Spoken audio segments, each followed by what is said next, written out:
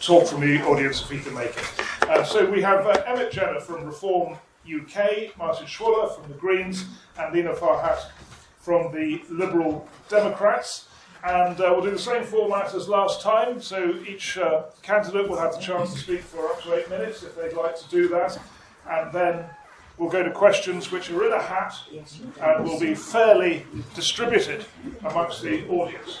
So we did a little hat thing earlier. I think you came first. So first to give his 8-minute pitch, Emmett Jenner. Good evening, everybody.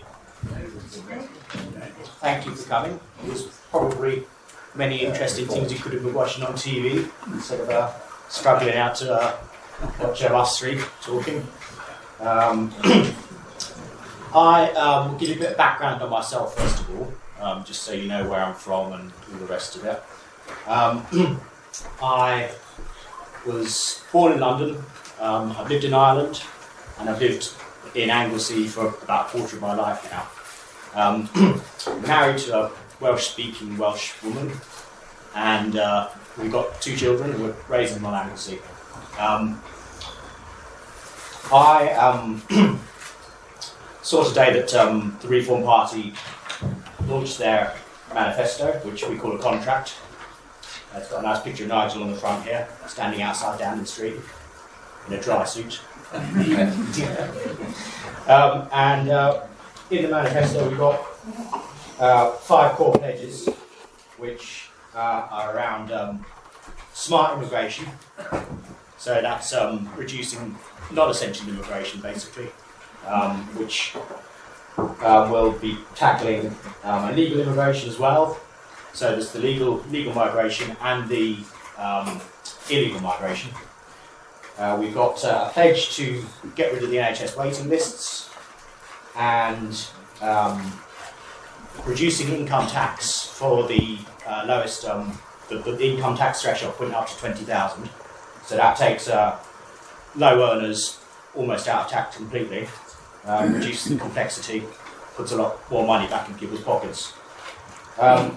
And we are also pledging to scrap the levies on fuel bills. So when you're paying for your heating oil and your gas and electricity and stuff, you won't be paying levies on those bills for paying for wind turbines and things like that. So we're going to bring down the bills for energy, tighten up the immigration system, improve the NHS waiting lists, and raise the income tax threshold. Those are the 5 top pledges that we're making.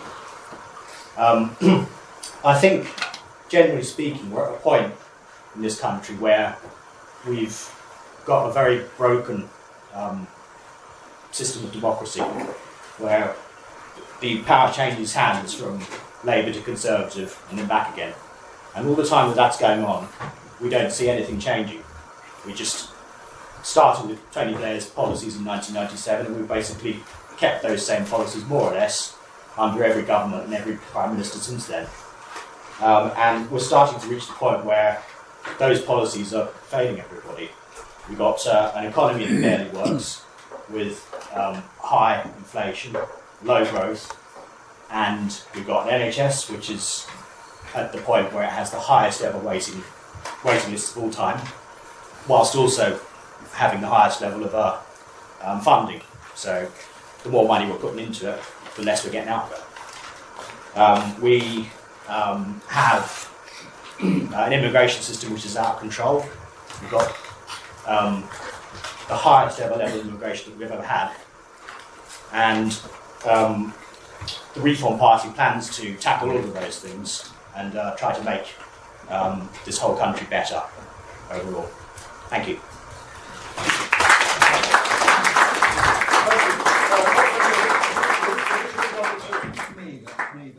Number 2. So let's go to Martin from the Greens. Hello, my name's Martin Schwaller, and thank you very much for coming along to hear all 3 of us. And for those of you who came before to hear the others, then thank you for coming to those as well, because it's a really, really important election, and there are lots and lots and lots of different policies and things to think about. Like Emmett, some background about myself. I'm a Swiss Yorkshireman, So you probably wonder why in heaven's name I'm standing on Ynys Môn. I've been coming here to Rosneigr actually for the last 50 years before moving here. Lived here now near Amlach for 7 years. And what I've learnt in all of that time, and in fact it's true that every day I find something new and something special about Ynys Môn. It is incredibly special. And I don't speak the language, but I understand that through, well, I'll tell you what it's through. I'm also on the board of Geomon, which is the organisation that looks after the fact that Ynys Môn is a UNESCO Global Geopark. It all starts with the rocks. The rocks determine the shape of the land, they determine the drainage on the land, they determine the soils on the land, so what you can do with them, they determine the rocks, the building materials on the land, and I think they infuse right through into the culture of the land and the language of the land. It is deeply, deeply, deeply ingrained in the land, and I'm learning about that, and it is just absolutely astonishing, and as I said earlier, incredibly special. So why am I standing? Because I've watched as politics has declined into a really dreadful free-for-all, with policy making just layered upon people. And the Greens believe truly in a fair society built up out of community. So we start with community and build up from there. And we have a lovely slogan, which I just finished this 7 or 8 minutes with, which is that we must rethink politics, we must repair and then rebuild. Thank you.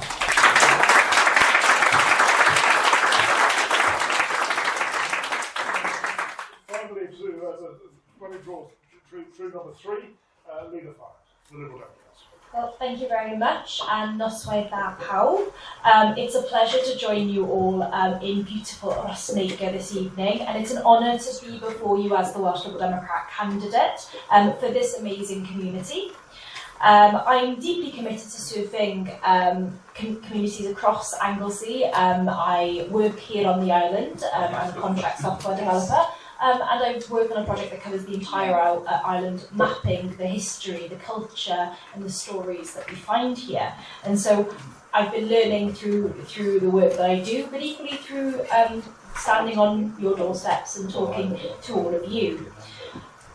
In so many ways, we know that things in this country are broken. Our political system, our economy, be that the support that we give to our National Health Service, the climate emergency, the housing market, and these are all in crisis after years of neglect.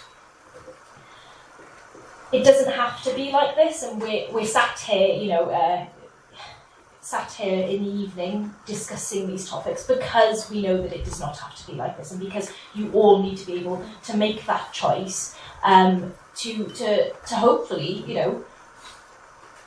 elect and hope for a better country and more support. So my party are fighting for a fair deal for people across the United Kingdom. For people to be able to make the most of their potential, for our island to be able to make the most of its potential, and the freedom to decide how we all live our lives and how we hold those in power to account. I believe in a politics that puts people first and that listens to each and every one of your concerns, as I will keep trying to do, acting decisively for positive change.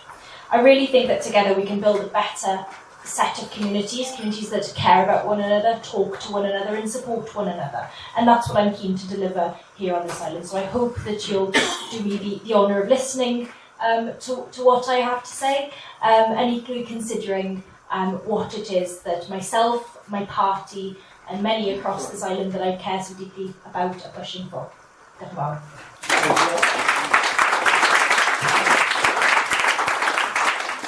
Well, admirably brief statement, so that's great. And I think we've got a new hat magician. Last week's couldn't face it again. So we will now draw names from the hat for people who would like to ask questions. Venetia, our first question is... Just so hard. Penelope Williams. Well, excuse me. Oh, Penelope, Williams. who's sitting 2 down from you. Thank you very much. Yes, we've heard very little from the main parties about environmental issues.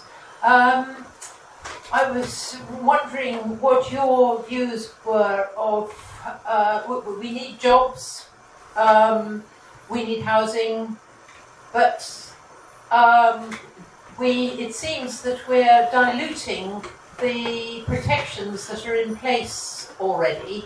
And I was wondering what your views were on that subject, whether we should do away with green belts and it doesn't matter about triple SIs, we can build cabins in them if we want to and so on. What is your view on that matter? Well, who should start with the Greens on should we have more jobs and less regulation? The two aren't mutually exclusive. And in the first place, of course, as the Greens, you might expect me to say, and I absolutely truly believe, that the watering down of many environmental policies is both abhorrent and indeed just exactly going in the wrong direction. What we're learning is that in a balanced society and in a world which is just declining very rapidly before our eyes. I've got 5 acres up the road, which I'm busy rewilding at the moment, and I have noticed this year a massive decline in insects. Year on year it happens, and the birds are all nesting at the moment. They're all looking for, the insectivores are looking for insects and they're just not there. And I watch it deteriorating, and the knock-on effect of that actually affects all of us. So the Greens believe in regenerating and putting back all green belts, putting into place with working hand in hand with farmers to farm the land in old ways. The old ways did it right, and we can bring them back. So, yeah, I share your concern, and there are many policies that we have that will bring it back in, not least taking away from, for example, water companies, their monopolies and their privatisation. Thank you. So, Emmett Jenner, how safe are environmental protections with reform? Well, I think, thank you for the question. I think the new nuclear plant at Wilfer pretty much hits all of those points that you made. It's jobs, it's an environmentally friendly, more environmentally friendly way of generating power than burning fossil fuels. And it should be very beneficial if we manage to get that nuclear plant there. Okay, and Leah. Thank you for the question. I don't think there should be a trade-off between jobs and the climate. Both are very important, and the one resource that we don't have more of is land. You know, we can try and create more money, we can try and do more. We do not have more land to be working with. In terms of green belt and building on the green belt, I don't think that we should always be building on the green belt, but I think that if local communities would like houses in certain areas, I think that is acceptable. The idea is for us to take local communities with us, and so one thing that my party is pushing for is local citizens' assemblies when it comes to climate and building projects. But equally pushing for more green jobs in the area. We hear a lot about here as the energy island, and I do think that comes in many forms, not just tackling the climate emergency, but equally the way that we approach jobs and job creation. You know, I sit before you as a 26-year-old knowing that when I took the job that I took, I would be taking a pay cut by choice, as opposed to going down to London and working, in my sector, in software, somewhere else. But it's about the choices that you make and how you want to live your life. And there is a green offer there to be had for people who want to come and work in this area. We all know it's a beautiful place to live, and some people care about that. And so I think it's about selling ourselves and putting forward what the offer on the island is, to be able to attract strong professionals here, but equally build strong professionals from within our communities. Okay, thanks very much. Can I pick up the nuclear issue, or maybe it might crop up later? I don't know. Go for it. Go for it. Thank you. Just on the nuclear, I think, Plaid Cymru might be changing their mind, but as far as I know, I'm the only candidate who is very anti the nuclear at Walborough Power Station, and very quickly I'll tell you for why. And I'll use Hinkley C as an example because that's a similar proposition. Hinkley C have just requested another 3 years extension on the bill, so it's going to be 19 years overdue. The bill has gone up from 16 billion now to 35 billion pounds, and just taking on, and when it opens, only half of it will be open, it will last for 30 years and then have to be decommissioned. And in terms of the jobs, well, can you imagine if just a fraction of that 35 billion pounds was put into the economy of Innismore and the jobs that could be created in much more appropriate jobs? It would be fantastic. So it's, and just one final thing. I'm reading the book of the month called Underground, I think it is, by, I can't remember his name. And in it, he goes underground various ways. He goes to caving in the Mendips and so forth. But one of the things is deep down in a deep mine with some people who have got canisters which hold spent nuclear fuel rods. And it's an issue I'd never thought of before. And they are encased in, it's iron, it's rods encased in iron, encased in copper. And the debate is, they have no idea how to label it. Because the half-life of uranium is 750 million years. And they just, how do you label something that for some future people, something with their wonderful metal detectors will find it. And they'll just go, oh, it's got a skull and crossbones on it. Oh, it must be treasure, I think. And it just made me think, how in heaven's name do you label it? Lena Farhat, did you say where the Lib Dems are on Wilbur? No, but I'm happy to elaborate. I'm keen for us to keep to time. In terms of where we stand on Wilbur, I think Wilbur is obviously extremely important to the island, but I think it flags a bigger question which ties back to jobs. We do need jobs on the island. Wilbur would be, you know, a good addition, but again, it has to be if the community wants it and if the community wants to move in that direction. It also depends what kind of rector they're going to put into Wilbur.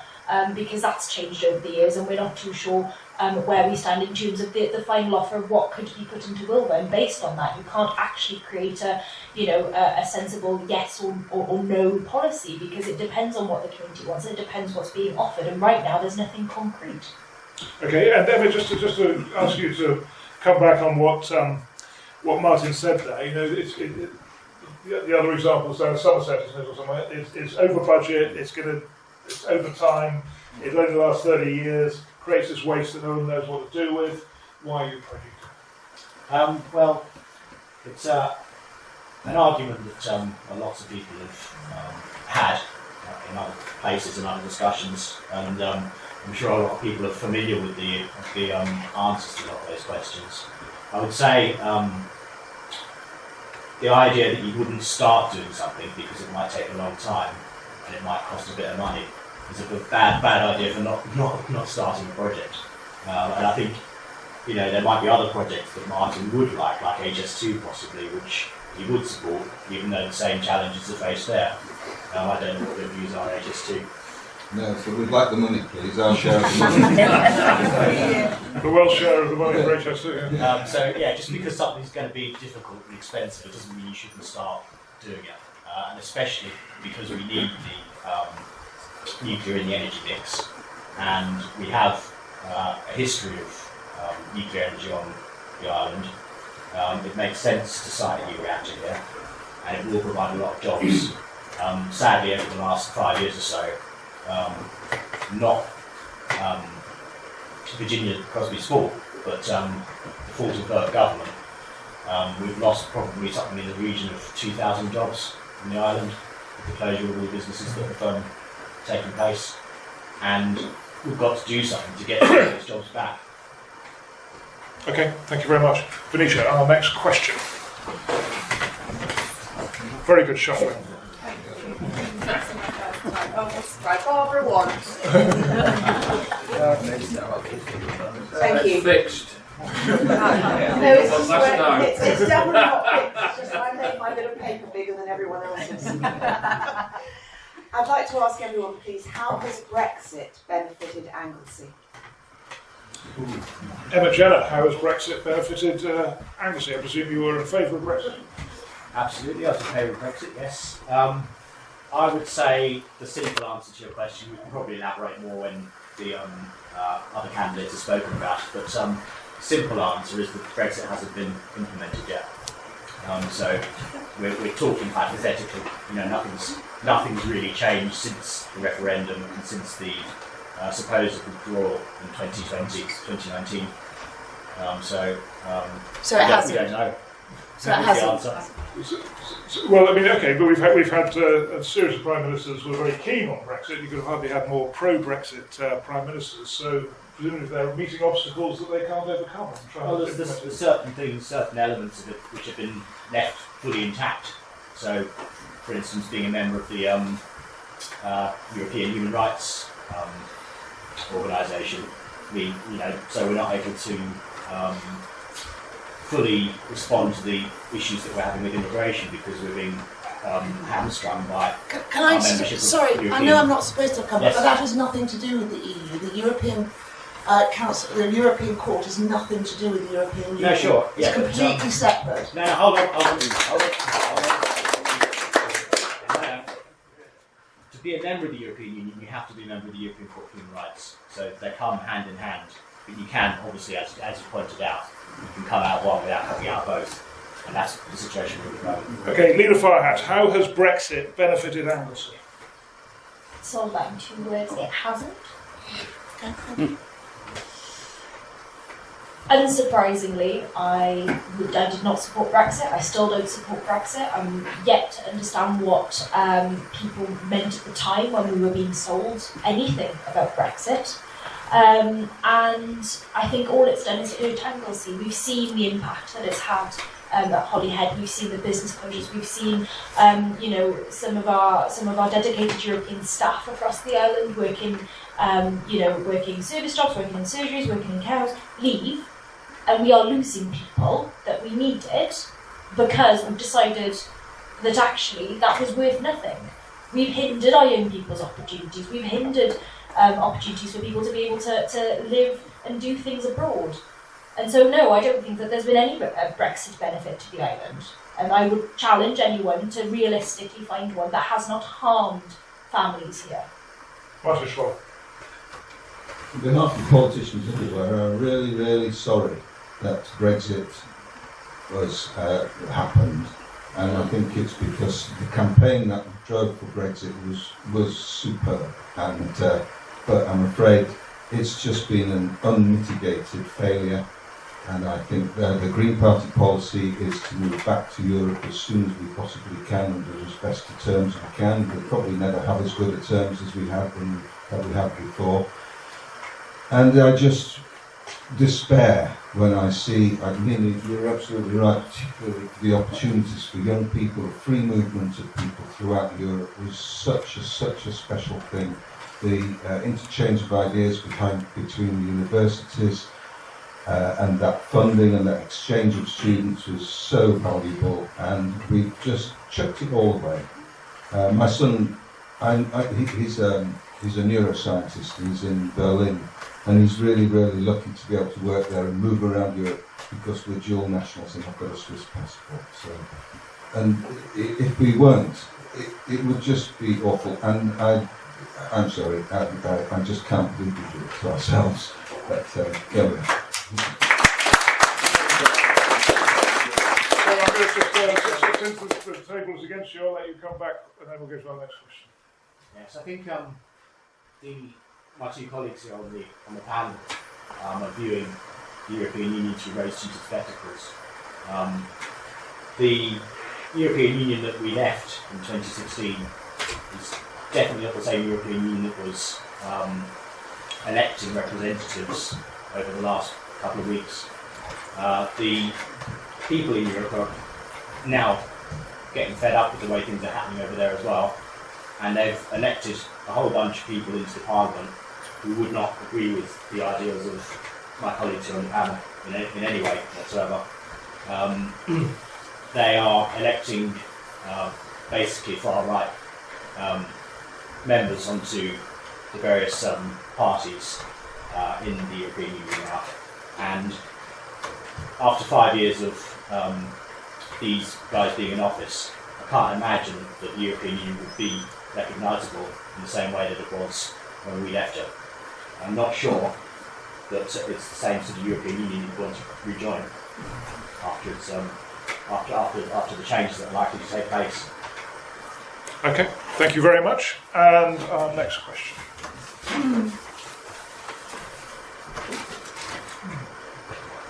Vicky Buckmaster. Vicky, there we are.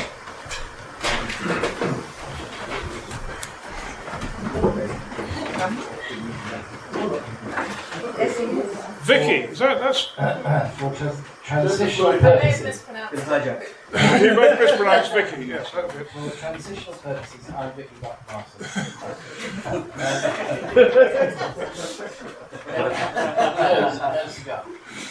Lena, we met earlier in the sunshine while you were door stepping. So this one is for you. Slightly off kilter, but I wonder what your views are on Ed David's shenanigans in front of the paparazzi, whether he's falling off a paddleboard or yearning on a roller coaster, when people, hopefully most people here, are trying to take politics seriously. Have you got a view on that? Can you be loyal to your leader? I most definitely can be loyal to my leader. I would say to that it's a case of making sure that the issues are noticed. And you might be able to notice, I don't know what newspapers or news sources you tend to read, but you don't hear an awful lot about the Liberal Democrats. And so by doing, by drawing attention to ourselves, that's what we're looking to do. We're drawing attention to ourselves to ensure that we are a part of the conversation and to ensure that we, are able to be heard. So, for example, the first instance of stunt, if you will, in this general election was Ed Davey falling into Lake Windermere. And he then proceeded to give an entire interview about sewage pollution, which is incredibly important and relates directly to where he was at the time. It's very good planning from the press team, but one of his press team is a close friend. But no matter what the stunt is, that's always coupled with a leader who really cares. So I don't know if some of you caught the flash political broadcast the other day, but he was talking about his caring responsibilities to his son, and he also has caring responsibilities to other family members as well. Those are seldom covered, and he talks about those quite often, and people genuinely did not know his background. And the reason is because if you try and talk to people about the serious issues, sometimes they'll overlook it and go, oh, you're just like everyone else and we all have these problems. But actually, when you are the leader of a political party, the fact that you are human, the fact that you're tackling the exact same issues should be heard about, but often isn't. Okay, I don't think it's fair to put that to the others. I think his antics are really excellent, and they do, it is absolutely fine, I think, to just once in a while bring a bit of levity to it all, because it is very, very serious stuff, and just once in a while just to knock down a few bricks or go past on a boat waving your banners. I just think that's absolutely fine.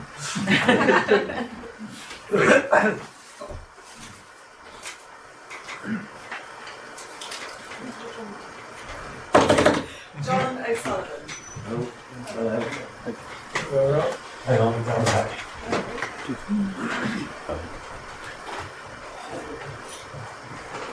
As I say, we're waiting for the mic because we have a YouTube thing that already records through the microphone. Go for it. Thank you all for coming tonight, very much appreciated. Going from a slightly light question to perhaps slightly less light question, I'm afraid. Could I touch on what's become sort of the increasingly difficult area of migration? Could put it in the context of a change in demographic in our country that is getting increasingly older, where there are fewer and fewer people to do lots of jobs. There are massive shortages, unfilled vacancies in the caring community and in the NHS. Could I ask the candidates what they think is the right figure for net migration? Okay, good question from you. So let's go to Reform, who are very big on immigration issues. The thing that's never said is that there is a huge demand for labour in the British economy, and that's why so many people are coming. Yeah, sure. So you asked for a figure, which is something that most of the main parties will try to resist as much as possible. The figures that we think are about right are the ones that you would have seen before Tony Blair opened the floodgates in 2004. And that figure is somewhere in the sort of tens of thousands, which is what was promised by the Conservatives in successive manifestos and never delivered on. So in terms of figures, that would be what we're looking at. Okay, but I think the point's been made is what happens to all the work that has been done by those people who are coming in. We were fine beforehand. We always managed to staff our public services without any extra labour coming in from outside. Okay, and to Yeah, good question. So, no, I'm not going to put a number on it because the Green people think that free movement of people is a fundamental right. We believe that all people should have that freedom of movement like we used to have when we belonged to Europe. There are big problems in terms of the amount of people shifting around the world for all sorts of reasons, but of course one of the biggest reasons and the way to try and slow some of that movement, because we won't be able to. It's no good pretending we can just throw up the barriers and just be, protected. No man is an island on himself. And so we need to get to the source of the problems. So we've cut overseas aid massively. We need to be putting that up. We need to be looking at safe passages for people, and just chucking them out of the dinghies effectively is not the solution. The solution is to work together with other countries and to share the load of the migration caused to great effect by our own actions in climate change. Because climate change is putting pressure onto communities through desertification, the floods and all of those things puts pressure on communities, but also that's triggers wars and battles. Fundamentally it comes down to those changes in climate. So all of those things are big issues, and just putting numbers on migrants coming in is not the solution. And just to be clear, when you say free movement, you're in favour of free movement. That's in Europe, not globally. That's in Europe, yeah. but we need from further afield, safe passage. Yeah. Lena Farr. So from what I understand from your question, you're looking at the sort of the job aspect of migration. In terms of a threshold or a number, we don't have one. We shouldn't have one. We should be ensuring that people can come over to the UK safely, and Martin has touched on that in terms of safe routes.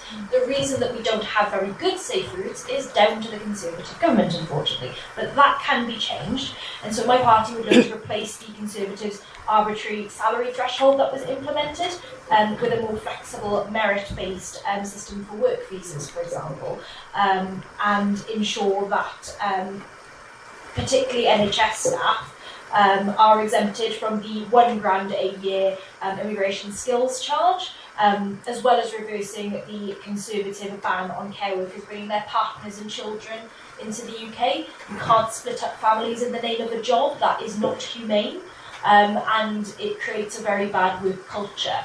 In terms of, we've already spoken about Brexit, so I feel that I can mention it. We have lost the sort of migrational aspect of what was good about our family of nations. So not just people coming in, but our young people being able to work abroad, anyone being able to work abroad for that matter. And so we have to remember that migration is that there is a two-way transaction there. We should be allowed to go and work other places, other people should be able to work in our family of nations as well. And I truly believe that Wales and the United Kingdom is made much richer by the people who come here, choose to settle here, and be a part of our great tapestry of life. And since the microphone is right with you, why don't you do you want to come back on that at all? Or are you happy? Thank you very much. Yeah, I mean, it is a tricky one, isn't it? Because people get very upset about it. But I think there's a fundamental truth to the fact that we need people to do jobs, to create a buoyant economy. And to try and say that we'll be fine if we don't hire people in just isn't the truth. And I suppose the question is, does the truth matter? Okay. Thank you. Next one. Helen Grave-White. Very well. Should we just wait for the microphone? There it is. Yeah.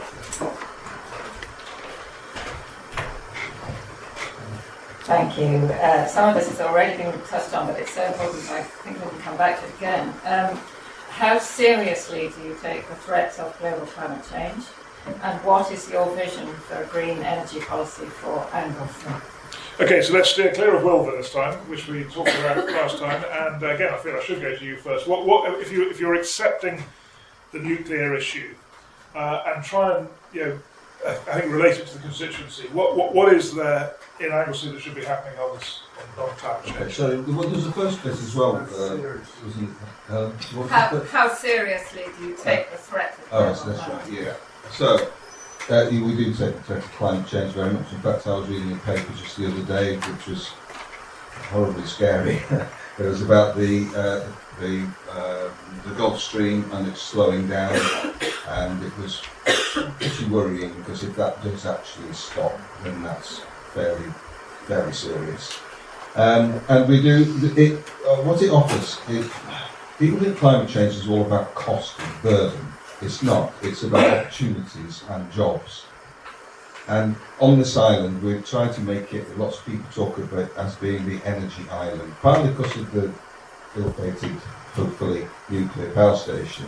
But we are in a particularly strong and good position to be able to influence the energy that we need for the country, for the UK, and indeed to export. Morley's project is just stunning. The Morley's project, so I've mentioned the nuclear. Morley's is European funding, thank you very much. It was brought in under budget, on time. So it's a really good example of what we can do on this island. The wind generation on the island, we have lots of potential for that, particularly offshore, and we've got lots of potential for solar, although I am worried about the name here proposition because of the sheer size of it, which is going down the middle of, or likely to go down the middle of the island. So once again, I bring it back to that community-driven projects. And there's lots of potential for that on the island, and lots of jobs available through it and through the spin-off technologies that come with it. Lena Farhat. Thank you. Martin's covered quite a bit of what I wanted to mention, but just to sort of change gear slightly, I think one aspect of the climate emergency that I think when I try and talk to people who are quite apprehensive to new energy projects, particularly renewable energy projects, is good to remember is that it will help cut our energy bills. That is, it shouldn't be the selling point, but it is something that touches at each and every one of us in our homes. And so my party would look to implement an emergency home energy upgrade program with free insulation and free heat pumps for low-income households, for example, which would affect many people on this island. In terms of standing energy projects, yes, there's the good work at Model Ice, but I think our dedication to green energy on this island goes far deeper than that. We have amazing work being done by, for example, places like the Lavin Consultancy based in Gerwen, as well as some of the exceptional work coming out of Bangor University. Obviously not on the island, but a lot of the stuff is tested on the island. For example, the Monesto project just off Holly Head with hydropower, subsea hydropower. Is really one to be looking at with work that's being piloted here in the Faroe Islands, which is quite cool.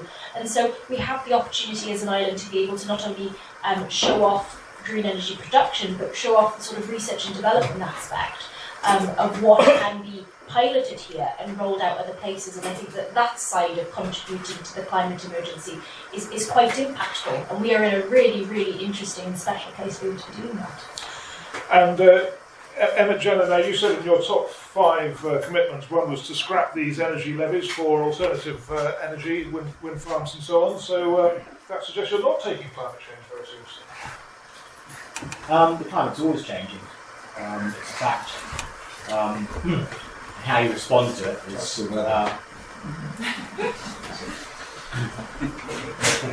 I didn't interrupt you. Okay. Yes, the climate's always changing, and what we're locked into at the moment is a strategy where we're paying tax to change the weather. That's how we're approaching this. And what we need to do is we need to, of course, concentrate on doing things more cleanly all the time. It makes no sense to go backwards and to start opening up coal-fired power stations and doing all the things that we used to do, like pumping tons and tons of dirty smoke into the atmosphere. But at the same time, we can't afford to keep losing jobs. So they're talking about changing the steelworks in Port Talbot down in South Wales and putting in electric arc furnaces. And those electric arc furnaces require about 1/3 of the staff to run them. So they're talking about cutting 66% of the jobs down there in Port Talbot. And the other problem with the electric arc furnaces is that they can't make certain kinds of steel products. Basically, all they're going to be able to do is melt down scrap and turn it into sort of some form of steel. But the production of the steel that has been done at Port Talbot will then have to move somewhere else and be produced by different workers in a different country. So we'll lose the jobs. The steel will still have to be made, but it will be made somewhere else by other people. So they are thinking about hydrogen-powered steel forges, so they can power them on hydrogen instead of coke. Coke is quite a clean form of firing for a power station anyway. Steelworks anyway, because it's the purest form of the fossil fuel it is based on. But hydrogen would be cleaner still, but you need a nuclear plant to make that hydrogen in the first place. So they kind of all link together, and they're talking about the possibility of moving that Port Talbot work up to Anglesey because of the free port and the possibility of a power station. And there's also a theory that building new infrastructure on a new site is easier than trying to recondition an old site. But you still are then left with the problem of losing all of the workers at Port Talbot. So when you talk about green energy and green jobs and all these kinds of things, you have to consider how you rank the priorities, the hierarchy. And I think swinging people onto the dole just because you want to pursue some green agenda, I think is morally incorrect. I think if the steel is going to be made anyway, then they should continue to make it as they're doing at the moment. Thank you very much. The next question. David Rowlands, I apologise for saying it.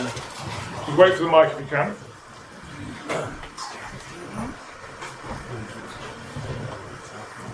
For my questions, going to make a point here. I was here on the last listings, and it's amazing to see the audience, age of the audience. I mean, I've noticed on my right flank there's some younger members of the audience. The question I would like to ask, I'm not going to because I've got a specific question, is how do we engage the youngsters back into politics? We just lost hope. He's getting back in. That's not a question. The question is about proportional representation. Yeah. Many of us are going to vote on this election, and a fair percentage of the votes will go to the smaller parties, but we're not going to get a fair representation in Parliament because it's first past the post system. In my view, that's unfair and not truly representative of the voting intent. So what's your views on proportional representation? So, I think the champions of PR over the years have been the Liberal Democrats. They've had a referendum once. It didn't work out. So, you know, It seems unachievable. Labour have been waiting all these years for this majority. Looks like they'll get it. They've resisted PR. They're not going to accept it now, are they?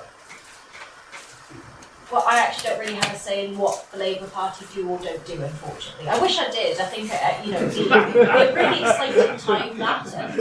And I look forward to being the next leader of the Labour Party when Keir Starmer inevitably face plants. But no, I completely...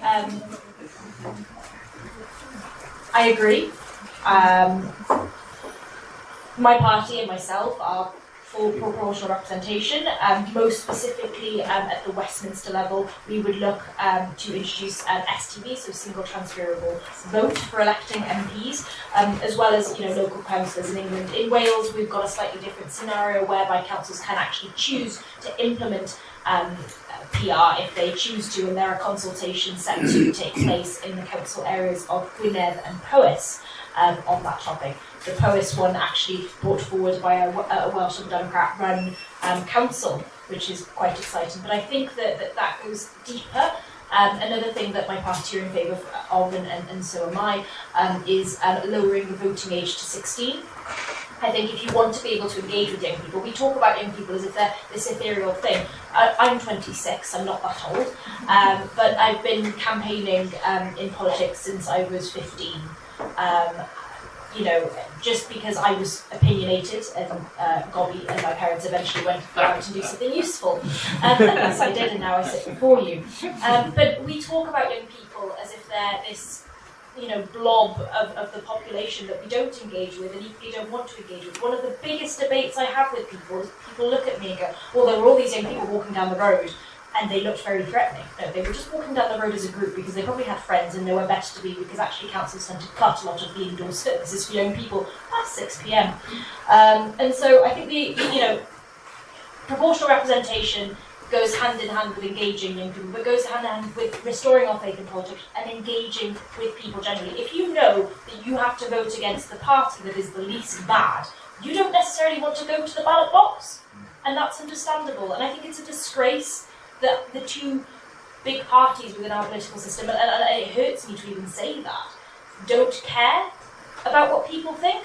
So they're asking all of us, and myself as someone in politics, we ask you to go to the ballot box, knowing full well that whoever's going to get the top vote probably isn't going to care about what you thought in the first place. And so I think PR is core to restoring faith in politics, and I hope that I can sway people's opinion on that.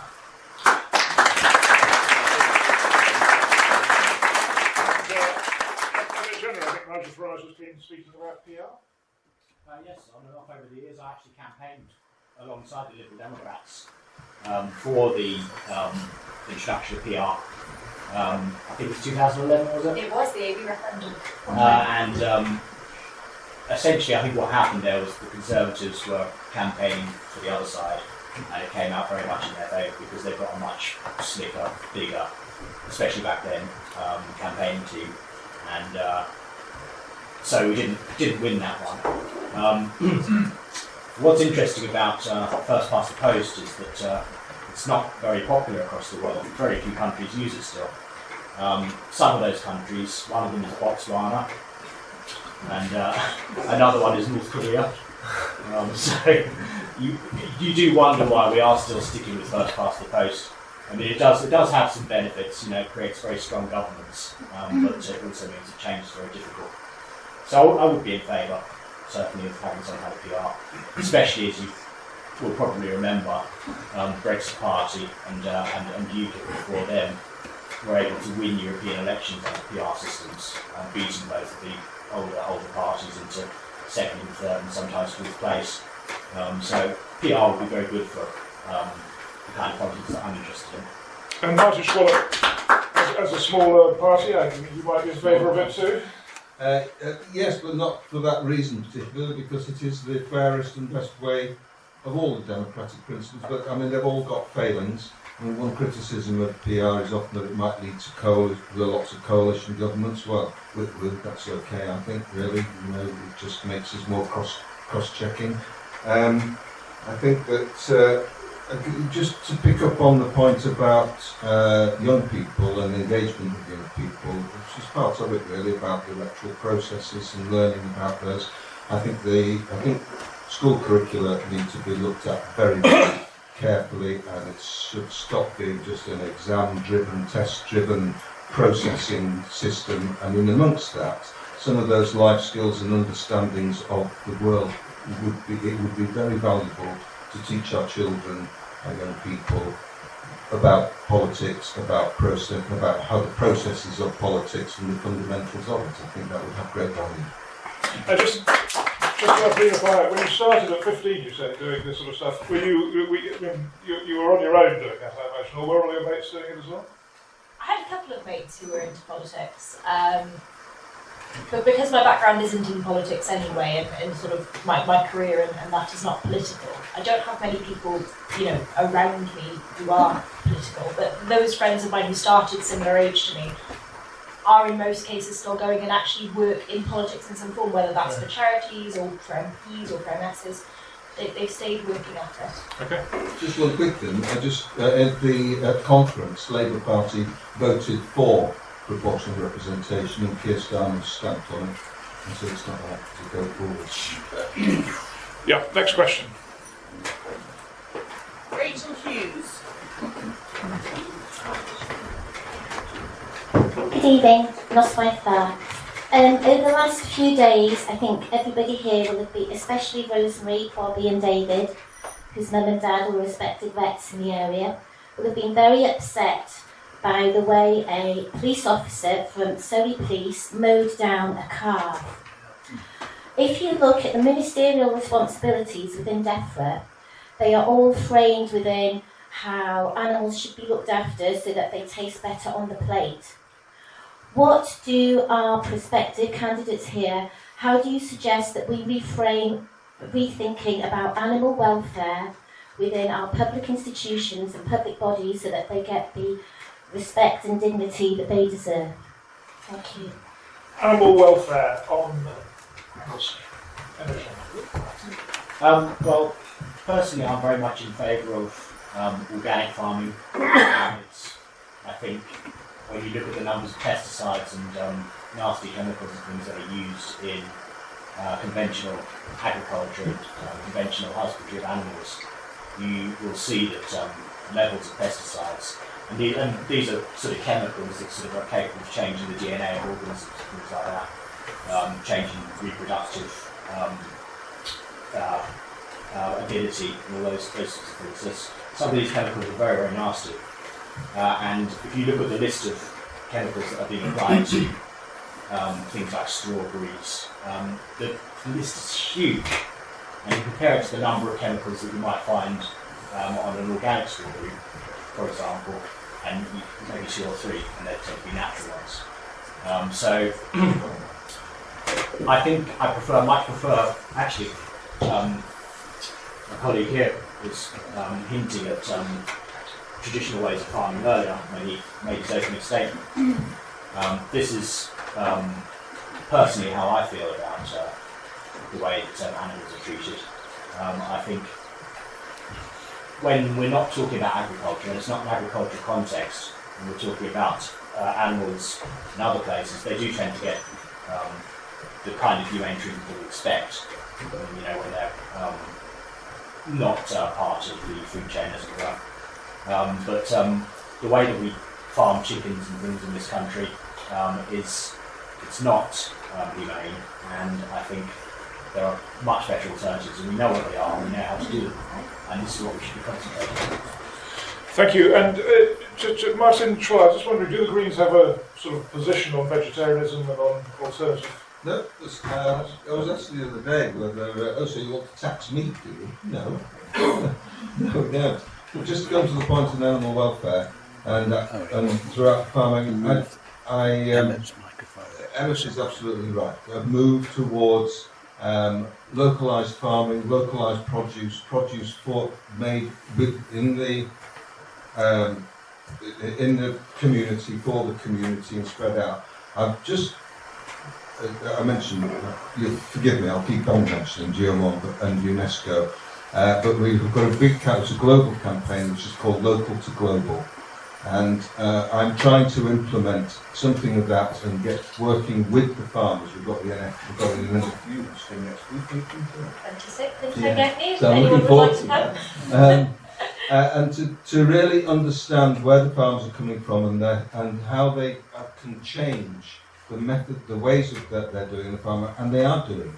I think if you talk to young farmers and what they're learning through colleges, through farming, agricultural colleges and so forth, you'll see big change. You'll see less ploughing going on now. Hopefully they'll stop ploughing.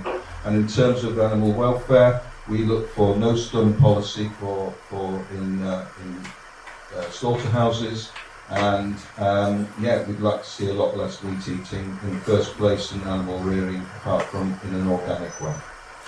And Lena, animal welfare. So I can talk about animal welfare until the cows come home, and actually it's a good thing that they do in some cases. And I say this as someone who grew up on a bovine farm. So we need to ensure that Wales and Britain continues to be a world leader in animal welfare, because historically we have been. And so what my party would look to do is actually to pass a comprehensive new animal welfare bill to ensure that we have the highest standards possible. And what we would want to see are things such as ensuring that no animal product that would be illegal to produce here in the UK but has been produced somewhere else could be able to be sold here in the UK, because so often we're seeing,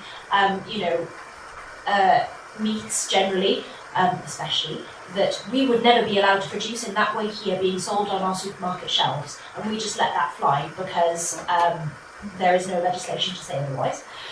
We need to develop safe, effective, and humane and evidence-based ways of ensuring and helping with disease control. Improving animal health standards and welfare just within agriculture itself, including, and Martin, I think, was the one who touched on this, caged hens, and preventing unnecessarily painful practices within farming. That not only has an impact on the animal, but has a massive impact on the farmer and the farming home as well. Lastly, just at the very least, matching the EU's stricter rules on preventative use of antibiotics and introducing a comprehensive plan to tackle antimicrobial resistance within farm animals. We see this in Wales manifested quite well, for example, with some of the tongue disease that we find in some of our sheep and is worrying quite a few of our sheep farmers these days. We need to be able to ensure that farmers have all the tools available to be able to hold those standards high. And just, can I just go back to you? Are you? There's a lot of support for what you're. In general terms, are you happy with what you've heard? Well, my question was about how other public bodies and institutions, for instance, the police, the way they treated them. Maybe local councils, if they have council farms. So you were talking there about changes in farming, but my point is, institutions need to have animal welfare at the heart of what they do as well. So how will you ensure that going forward, the scenes that were on those Surrey streets never happen again? These are our upholders of our laws. So that was more the point I was making. I get there's, changes in farming all the time, but so that was really more, how are you going to ensure that going forward? That was quite disturbing, wasn't it? It was very disturbing. I understand they've been suspended, the police officer. But also I did see a headline saying the NFU, someone in the NFU said they did the right thing. I didn't read the story, but there was some statement like that. Looked pretty horrific to me. Yeah. So my dad's from a dairy farm, and he said that was completely the wrong thing. Yeah, I was going to say, I don't know which NFU person said that. I'm not saying No, it was that there, but I don't understand how that would have been allowed. I think just in response to what you're saying, that's why I started off with the animal welfare bill. That would be answered there. If it's a bill, it becomes our law, and our public bodies are responsible for implementing that as well. I just tried to give you a bit of a headline as to what would be in it. But equally, there would be, obviously, we do see a lot of, a lack, if you will, of legislation around rural crime, and that would be something that would be included within the animal welfare bill where appropriate, if that makes sense. What she said. Okay, next question. Clive Randall. Right by the microphone. Back to migration, I'm afraid, though. It's a two-way street. I did some Google searching the other day just to check out on this, and it seems that for every one English person living in Wales, there are 3 Welsh people living in England, and there are 6 million people in the world who identify as Welsh or Welsh British. But the population of Wales is only 3 million, which suggests that half the people of Wales have gone to live in other people's countries and benefiting their economies and not ours. Which strikes me that the problem is not one of immigration, but of emigration. So what would you do, if you're lucky enough to become RFP, to address this problem? Emigration. Emmett Jenner, how will you stop the Welsh leaving for glorious places abroad? Well,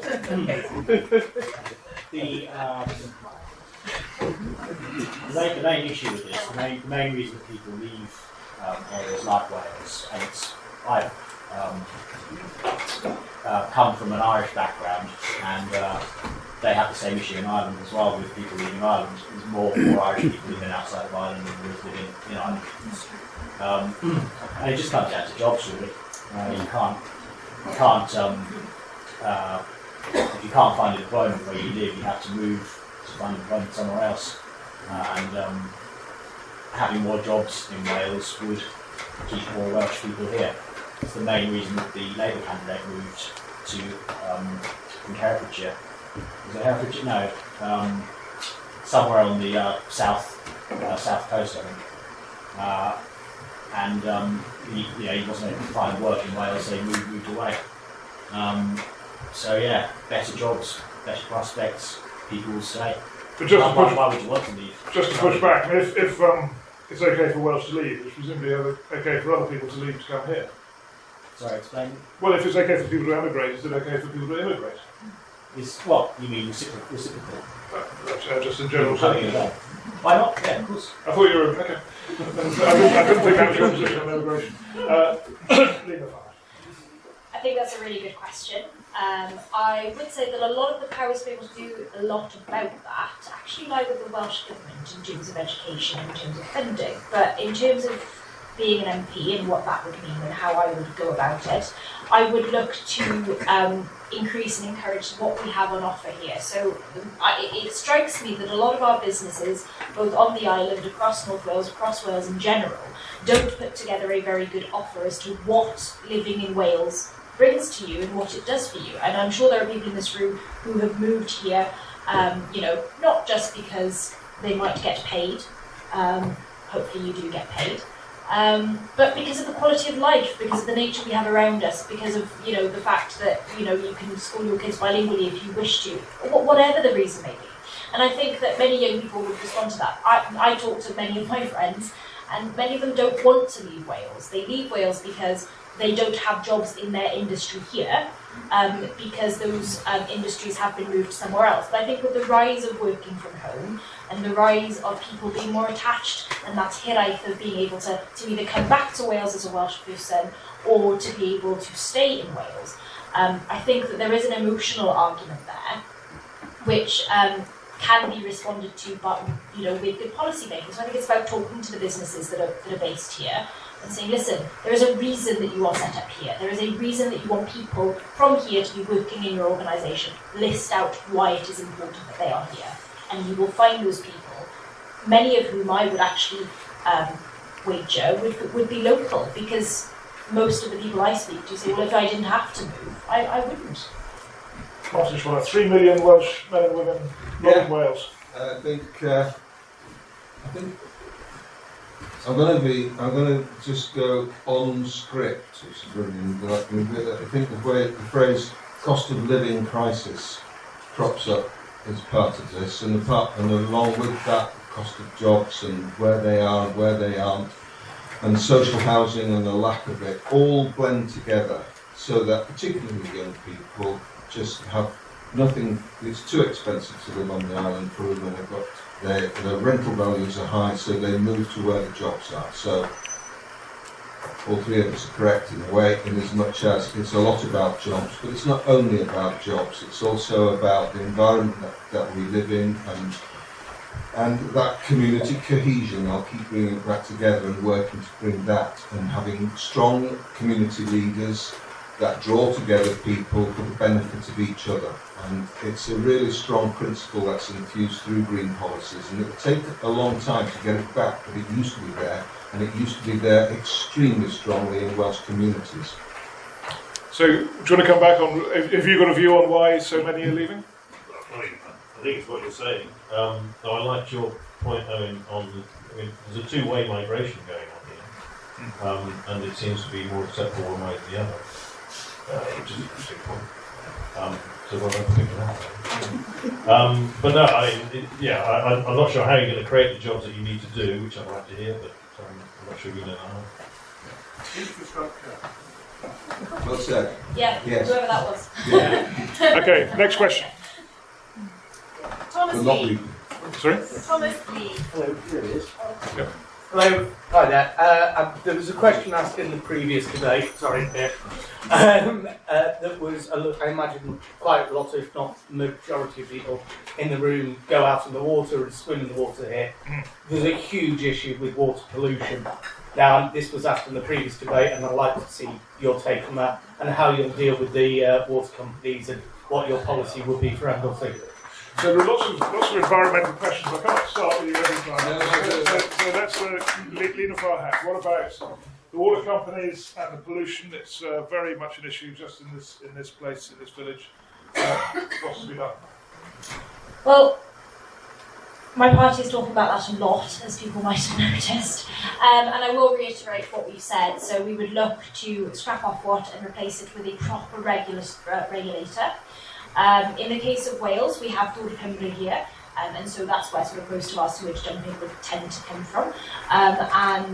The real issue is that there isn't, the Welsh Government can't really enforce the enforcers. So the enforcers are Natural Resources Wales. The fact that they are underfunded means that Dŵr Cymru can't actually, well, they can't be really found guilty of what they're doing because there aren't enough people to actually enforce it. The reason behind that is because NRW are quite underfunded from a Welsh Government level, so that would have to change. That's not something that the MP can do, that's something that the Welsh Government has to do. But we know that we have to stop dumping, in our rivers and in our sea. The other thing that I would note is obviously there has been a number of bills going through Parliament regarding sewage dumping, and whilst a lot of people go, oh, well, that's only relevant to England. Sewage doesn't care which side of the border it's on, weirdly. It doesn't have a passport, doesn't really care, just floats about. And so we can receive sewage dumping outflow and spill from Merseyside, from Liverpool. But equally, if you look across North Wales and across Wales in general, legislation and what is being answered to in England with our border rivers that are on the border affects what we do here in Wales and our water quality. And so we are, in some cases, at the mercy of what is happening across the border, the same way that they are sometimes at the mercy of what we do here. And so we need to have a cohesive way of actually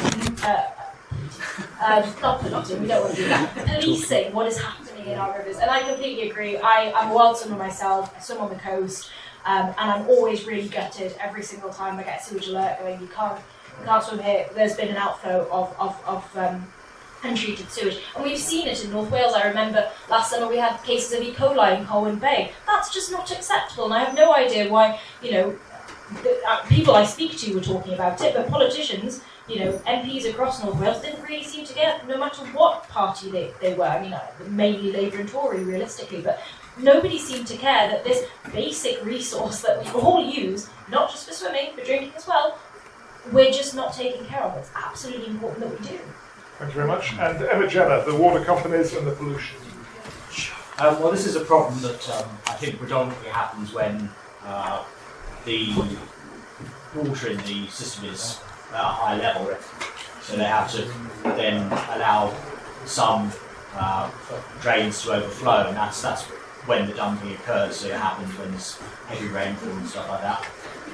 So this is it's an infrastructure problem essentially. We need to be able to increase the capacity in the system so that overflows don't keep happening. So that means putting more money into it.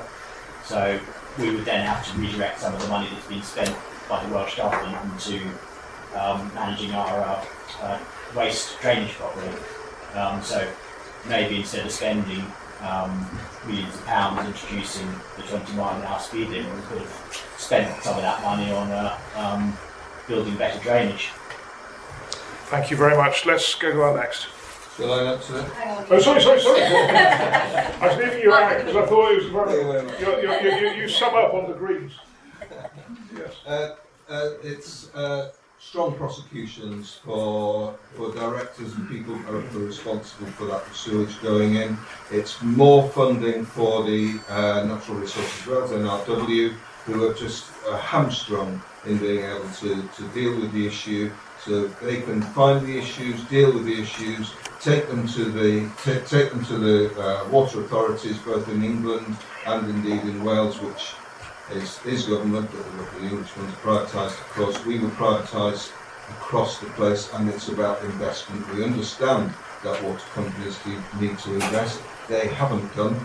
They've actually borrowed to pay their shareholders, which is just a lot of disgrace. Can I in England. Yeah, exactly. Can I just follow up on that? Because this came up last time, and the point was made that Welsh Water is in fact non-profit. Right. And yet, so that problem of paying off shareholders with excessive dividends is not there. So why is there a problem here? Why is this non-profit company not... Infrastructure and investment and not enough power to NRW to police. And equally, not just... yes, it's a not-for-profit, but they are still paying absolutely massive bonuses to their managers. I think last year they paid nearly $1 million in bonuses to their managerial structure. And that's just absolutely unfathomable when you know that there are certain parts of the sector being underfunded, and you're giving the top level, free. Well, thank you very much for polluting and not doing much. My background was multi-site. I was a regional director for pubs and restaurants and hotels, and the buck stopped with me. If there were things wrong, it was my fault, and my job was to make sure that things are right, and I'm ultimately responsible. Until those people are responsible, and if they're properly made responsible, we might find things somewhat better. So, I just think the idea that the people who are running the water drainage infrastructure would be dumping sewage into water as a behavioural issue that needs to be corrected by fining and disciplining them. I think that's a misinterpretation of what's going on. I don't think it would be helpful to go down that route. I think obviously the infrastructure needs to be improved to stop it from happening, but the idea that people running water companies are saying, oh well, they're not going to punish us, so let's just release a load of sewage into the sea. I think that's a misinterpretation of what's happening, definitely. Okay, now to our next. Linda Ronan. There we are. That's there. Roger, can you get the microphone? Lovely. Hello. Each party's manifestos are now published, and today Reform has now published its contract. These documents contain the detailed spending plans, tax cuts and other financial amendments to departmental budgets. Yet questions have been asked on the realistic validity of the spending plans in respect of each party. So how can we trust what's being said in terms of spending? Yes, I saw the Institute for Fiscal Studies, famously impartial, said Reform's calculations were tens of billions out. So how do you respond to that question? Oh, sure. Well, I've heard some of the reports on the news today about the different institutions who had views on what's in the reform contract. And it comes down to a matter of opinion in most cases. It's things like if you make changes to the tax system which are going to encourage economic growth, it's an opinion as to how much economic growth you're going to achieve by making those changes. So one commentator from one think tank might say that you wouldn't get as much as you're expecting, and another one might say you're going to get more than you're expecting. So until you actually sort of go ahead and try these things, you won't know exactly what sort of result you're going to get. An interesting point from the last 5 years since 2019, spending in the public sector has gone up by 200 billion. So we compare what was being spent in 2019 with what's being spent today. The costs have gone up by 200 billion. So there must be some savings somewhere within that 200 billion. It can't be. We've got worse services now than we had back then. So where is that money going to? There must be some waste somewhere. The other things that Reform plans to do is to implement a business strategy which operates on the principle of saving £5 in every £100 that you're spending. So civil servants would have to go to suppliers and they'd have to negotiate with suppliers and tell them, not ask them, tell them we're going to pay you £95 out of every 100, which is something that businesses do when they're trying to negotiate better arrangements, better deals with their suppliers. And the choice on the table for any of these suppliers, so say for instance you're buying a new computer system or something and you want to spend £100 or something, the offer is 95, and you replicate that through the whole of the civil service and all of the things that you buy, all of the procurement on behalf of the government, and you will save billions over the time that these reductions are introduced. And the supplier, of course, has the choice of ending the contract and not supplying the government anymore, but I think they wouldn't want to do that. They would probably want to continue on. So you find these modest savings, but you apply it broadly across the whole of government procurement, and you will save a lot of money by doing that. The other thing we've got in our contract is a pledge to end the interest payments on the quantitative easing debt. The United Kingdom is unusual in the sense that it's paying interest on the quantitative easing debt. Most other countries, including and the European Union, European Central Bank, does not charge itself interest for printing money, but we do. And that money is going to a sector which is already very, very wealthy and doesn't need it. And we could get 35 billion back by cancelling those interest payments on the debt. So there's quite a few things that can be done practically which would bring a lot of money back into the economy. Thank you very much. And Martin, do the Greens have a magic money tree? No, we're the party that are really honest. We're going to tax you. We're going to well, yes, but fairly, because one of the biggest problems in society today is the massive inequality. When you've got a handful of people who own and pay very little tax on vast amounts of wealth. So a lot of our policies are skewed towards taxing the people who are richer to help pay for those and to help throughout society to even it out. It's just huge. That's fundamentally the Green Party. And how do we pay for some so vast inequalities? I noticed LSE, by the way, somebody from the LSE said that reforms proposals that were launched today were Liz Truss on steroids. I thought that was quite useful.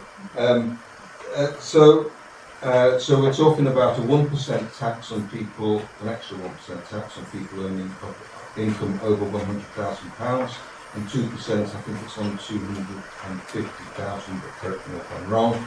And that raises quite a lot of money. And for some of our future proposals, one of which we would really dearly love to work towards having a universal basic income as a fundamental principle of society. So everybody is entitled, has the right to a roof over their head, to food on the table, and to security. And we're looking at taxing bank profits to fund that. And Lena Farhat, there was a time when the Liberals talked about a penny on income tax, wasn't there, to fund, I can't remember what, education or some such. You okay? What's happened? What's happened to the days when you were talking about tax increases?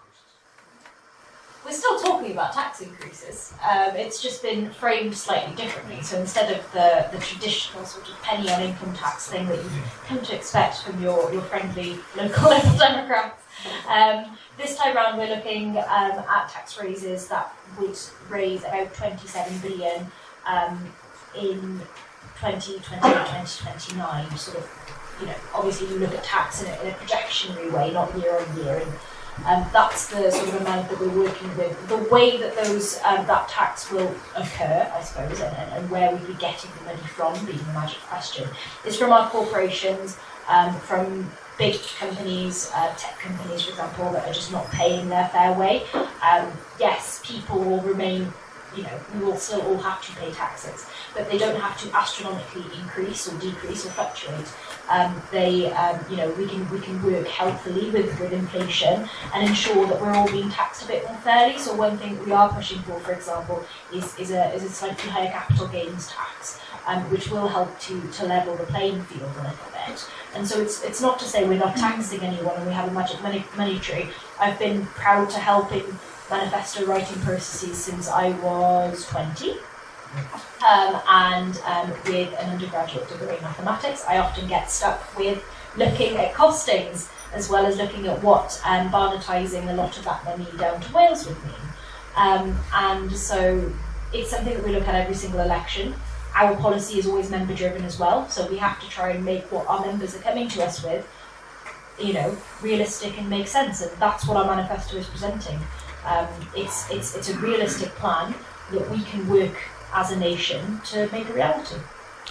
Thank you very much. And now we are getting towards the end of this, so I think what we'll do is just have one more question, and then you'll have a minute each to sort of sum up. So who's our last questioner tonight? Pride Rawsthorne. There we are. Clark, yeah.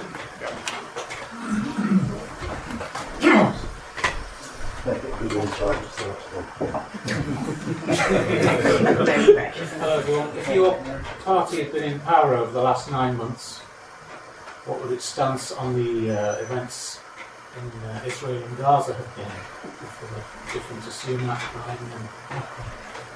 Right, so ceasefires or supporting the Israeli government, or where do you stand on the question of Israel, Gaza? Emmett Jenner.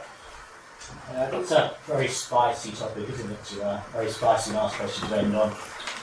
People have dramatically different views depending on which side of the fence which side of the aisle they're sitting. The official policy for reform is to draw to a close as swiftly as possible both of these two major conflicts, the one in Ukraine and also the one that's happening in the Israel part of the world. Yeah, sorry, I couldn't put that better. Personally, I believe the two conflicts are linked. So Vladimir Putin has a huge amount of influence in the Arab world, and it's perfect timing for him now to have pushed for something to start happening in the everlasting conflict between Israel and Palestine. And if we were to bring about the swift end of the Ukraine-Russia war, we would probably see a de-escalation in the other one as well. And to you, Martin. So, the 7th of October, the Hamas move into Israel was just absolutely abhorrent, and we categorically condemn that, just as we also condemn the atrocities that are going on now in Gaza. We asked for we called for a ceasefire. We were the first party to unilaterally just call for a ceasefire, and we also called for the stop of arms sales to Israel or indeed to Gaza. And we believe in a two-state solution. Thank you very much, Andy. So in terms of the Israeli and Gaza conflict, we advocate for an immediate bilateral ceasefire. That is a given. I think the only way that we will come out of this as a world, because I think it is a problem affecting the world and not just Israel and Gaza, is that we need to sit down and talk about it. It's the only way that anyone will come out of this with the extent of human catastrophe there.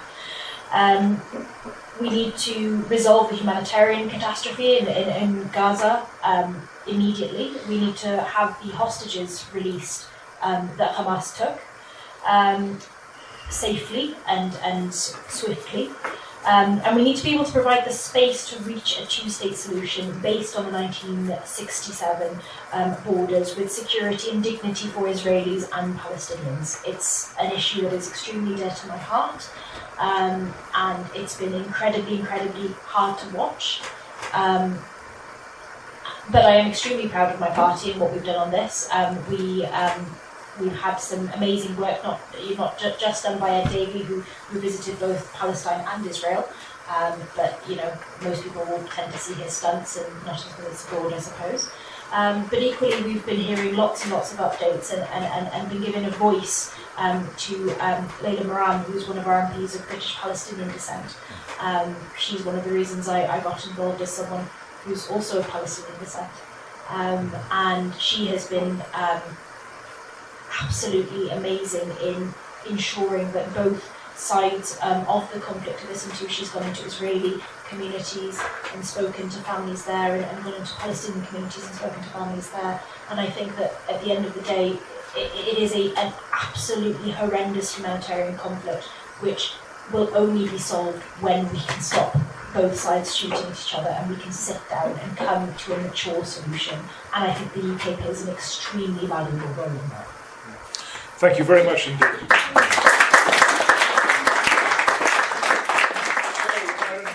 We're doing this in the reverse order.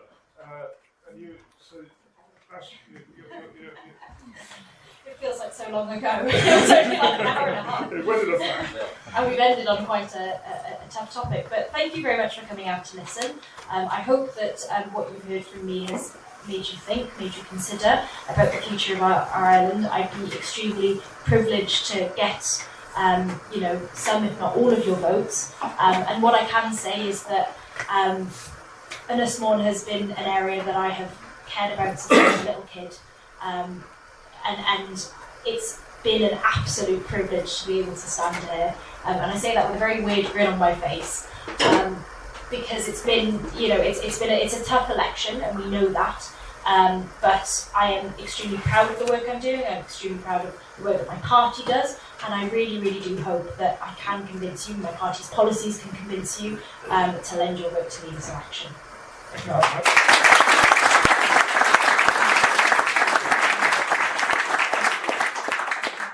Firstly, thank you very, very much for giving me the opportunity to be up here. And I hope I've managed to answer some of your questions, but there's a whole raft of stuff in our manifesto, so if you'd like to read it, do. It's not that boring. It's okay. It's an okay read. We know very well that I'm probably not. They're not going to announce Martin Swallow as the winner of Ynys Môn on the 4th of July. Although, and actually, I'm not quite sure what to do if they did.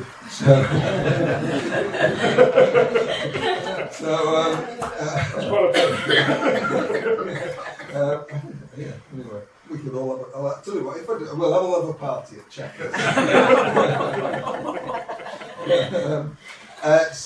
Thank you. But what I would really, really like to do, I do know that on the island there's a lot of people with very strong green sympathies. There are a lot of very, very important green issues, particularly on the island. And what would be really lovely is to be able to start to build a critical mass of people who will vote for us. Because once that starts building, then people it comes to the first past the post thing. Once there are enough people who vote for Green, then it stops being just a protest vote or a vote to stop Virginia Crosby getting in or the other people getting in. It becomes a valuable vote. And every vote is valuable, not only because of that, but because it helps raise money for us as well through the, what's it called? I can't remember, but every candidate that's the board, every vote that we get. No, not me. Sorry. For every vote we get, money goes to the MPs to help fund their offices for all MPs, for all parties. So it does help the Green Party a lot, even if you think it's a wasted vote, it's not at all. Thank you very much.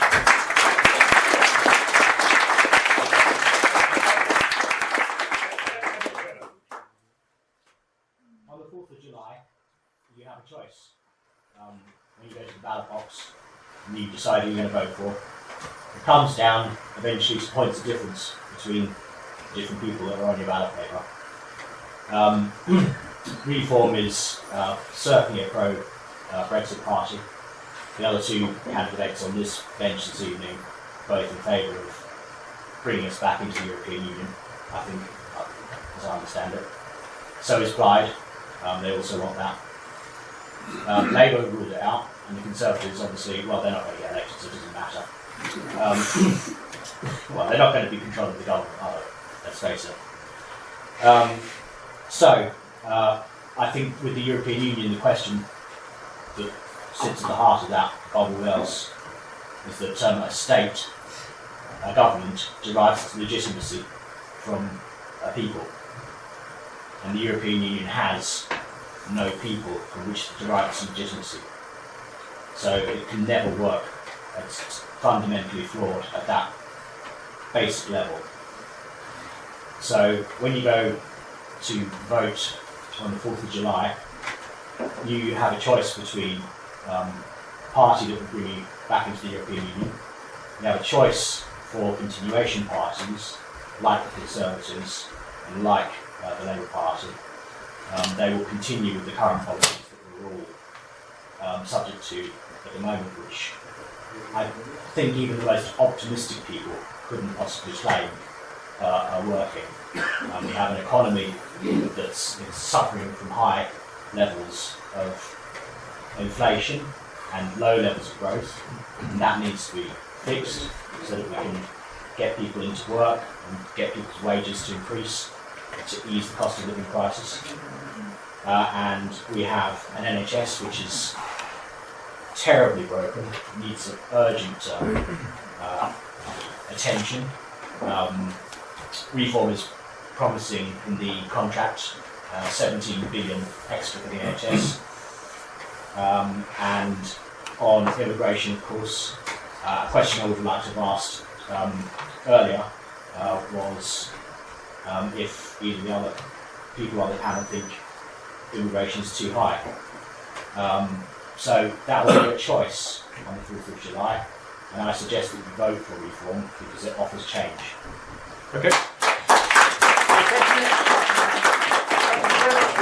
I also just want to say thank you to Tim Pritchard at the back, who sort of represented the golf club here and has been incredibly welcoming to us. I hope you spent enough money on the beer to justify our presence, and if not, could people please buy copious amounts of beer so that the club can get some of its funding back in order. So thank you very much for coming. Thank you to the three of you.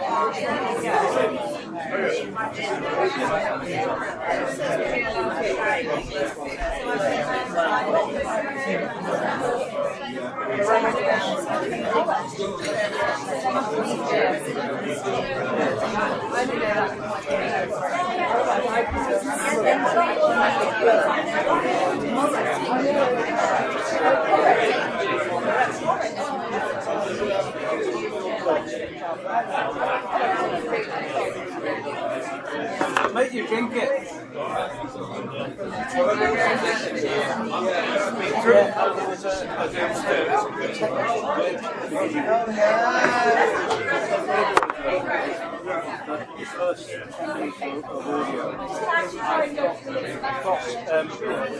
A backup, which I may be able to